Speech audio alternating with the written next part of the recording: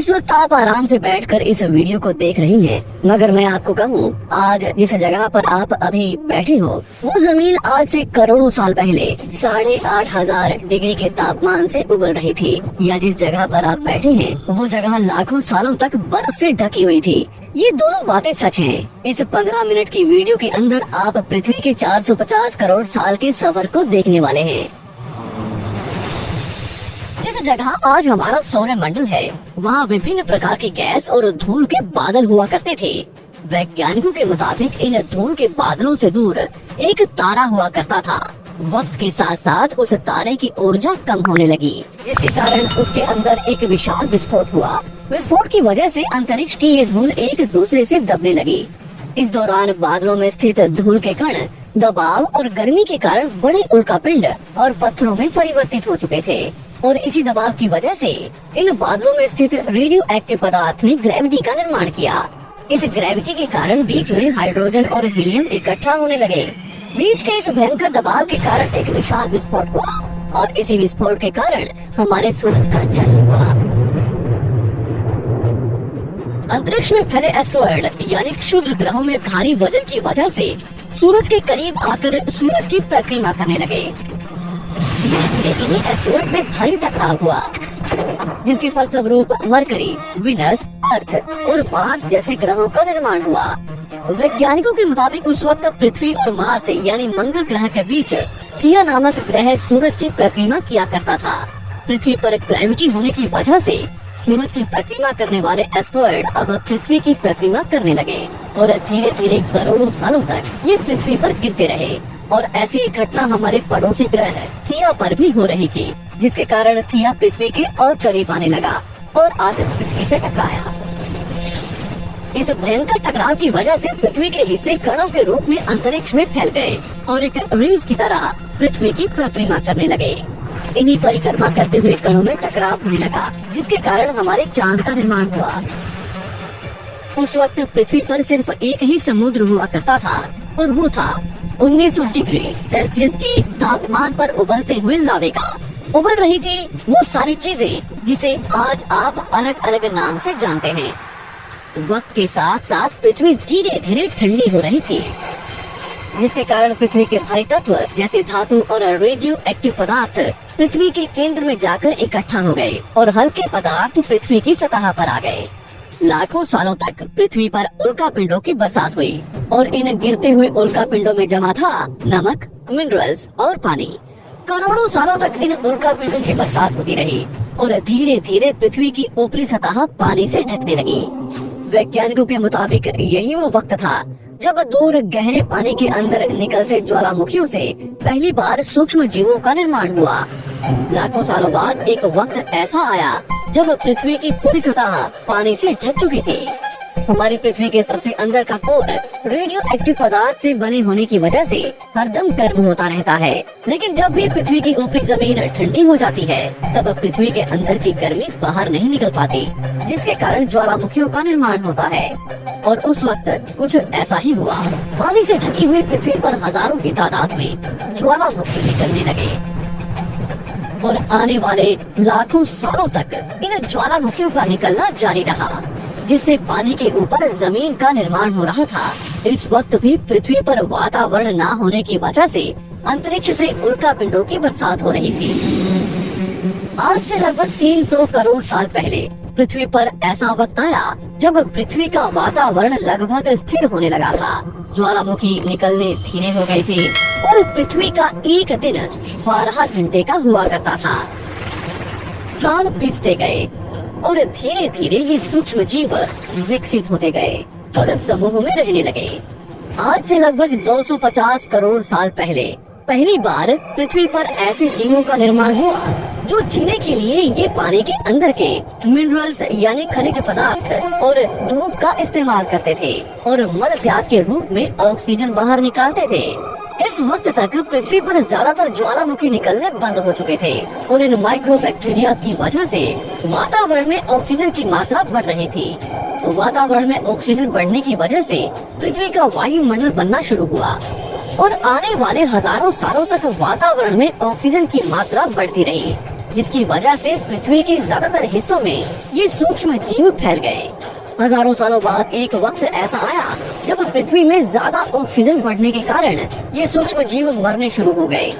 उस वक्त तक पृथ्वी का वातावरण ठंडा होने के साथ साथ ऑक्सीजन से भी भर चुका था, जिसके कारण जमीन और वातावरण में स्थित आयरन यानी लोहे के मिनरल्स पानी में स्थित ऑक्सीजन से रिएक्ट होने लगे। और एक वक्त ऐसा आया जब पृथ्वी की जमीन आज के मार्स के जैसे लाल हो चुकी थी। वक्त बीतने के साथ साथ धरती की टेक्टोनिक प्लेट्स में दरार होने लगी, जिसके कारण पृथ्वी के अंदर का लावा जमीन की तरह कई लाखों सालों तक खुला उबलता रहा। और यही वो कारण था जिसके कारण पृथ्वी के वातावरण में कार्बन डाइऑक्साइड की मात्रा बहुत बढ़ गई और पृथ्वी पर एसिड की वर्षा शुरू हो गई। एसिड रेन की वजह से पृथ्वी का तापमान घटने लगा और तापमान इतना घटा कि पृथ्वी के ऊपर स्थित पानी बर्फ में परिवर्तित होने लगा। पृथ्वी पर पहली बार भयंकर आइस एज आया। इस वक्त पूरी पृथ्वी सफेद बर्फ से ढक चुकी थी। आमतौर पर जब धरती पर सूरज की किरणें गिरती हैं, तब जमीन उन किरणों को सोख लेती है, मगर क्योंकि पूरी पृथ्वी बर्फ से ढक चुकी थी और क्योंकि बर्फ सफेद और चमकीली होती है, जिसके कारण सूरज की किरणें धरती पर गिरने के बाद वापस चली जाती थी। इसी कारण से पृथ्वी कई लाखों सालों तक बर्फ से ढकी रही, मगर फिर से पृथ्वी के अंदर स्थित गर्मी ज्वालामुखी के रूप में निकलना शुरू हो गई और इन ज्वालामुखियों से निकलने वाली गर्मी ने बर्फ को पिघलाना शुरू कर दिया।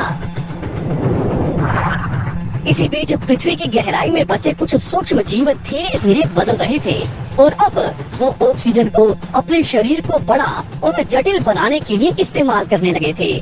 इस बीच पानी में अलग से भी छोटे समुद्री पौधे निकलने शुरू हो चुके थे।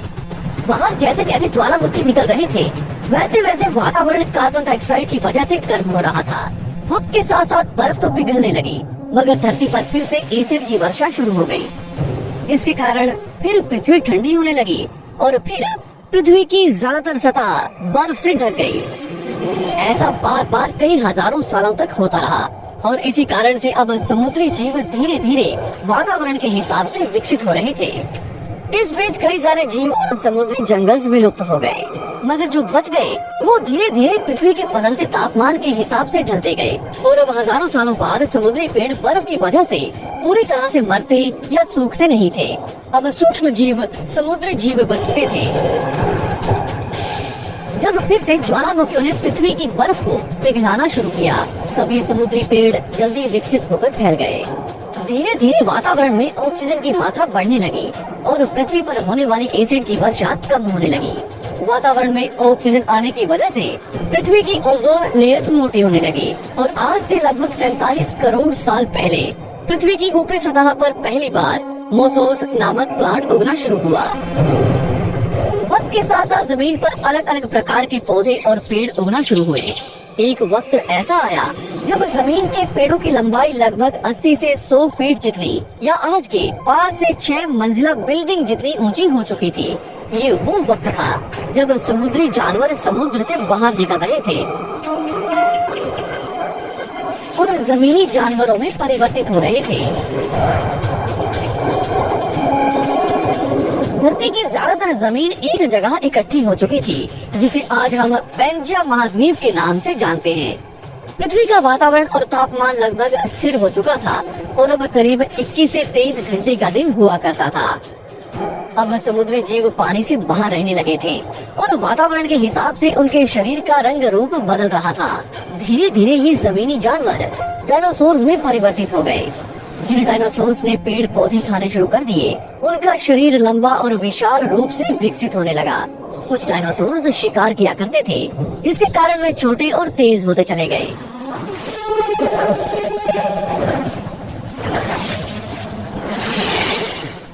पृथ्वी की ऊपरी जमीन एक जगह इकट्ठी होने के कारण ज्यादातर जमीन रेगिस्तान और बंजर हो चुकी थी। ज्यादातर जंगल समुद्र के करीब हुआ करते थे, जिसमें डायनासोर्स रहा करते थे।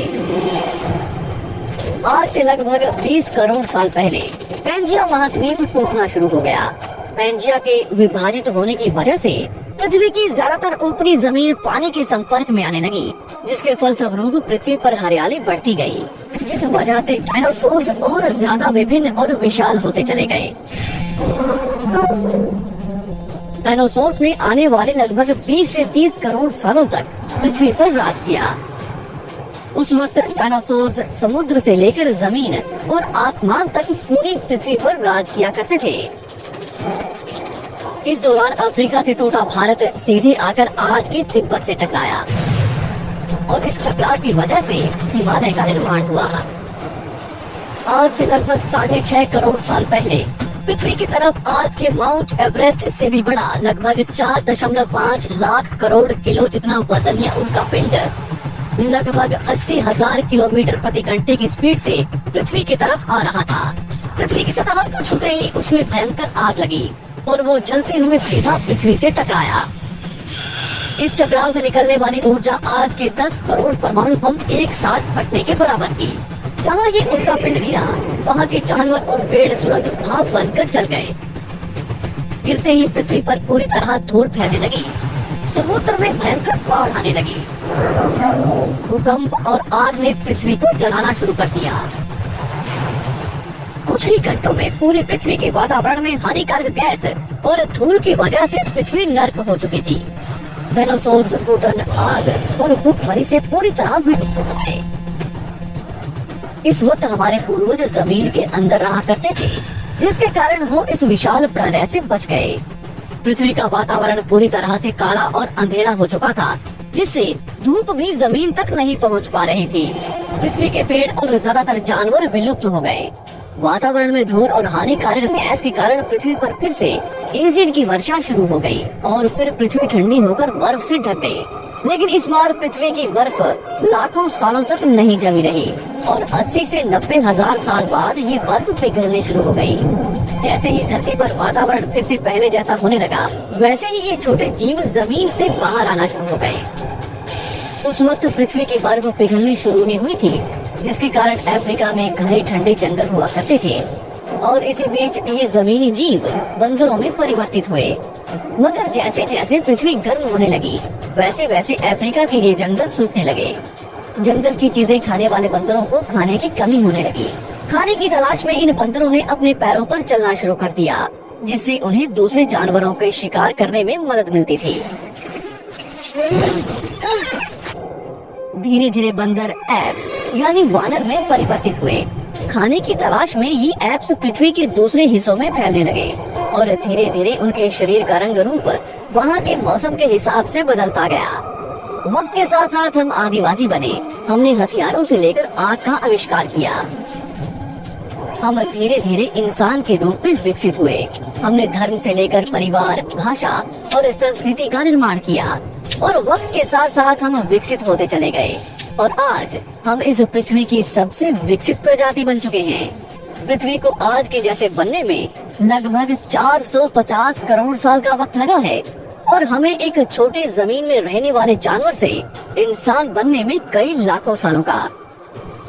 मगर हमने इन 100 सालों में जितना पृथ्वी को गंदा और तबाह किया है, उतना आज तक किसी भी प्रजाति ने नहीं किया होगा। हम फिर से धरती को गर्म कर रहे हैं और कार्बन डाइऑक्साइड की मात्रा बढ़ा रहे हैं। वैज्ञानिकों का मानना है कि पृथ्वी पर फिर से विशाल परिवर्तन होने वाला है। भविष्य में पृथ्वी कैसी होगी, जानेंगे हमारी अगली वीडियो में।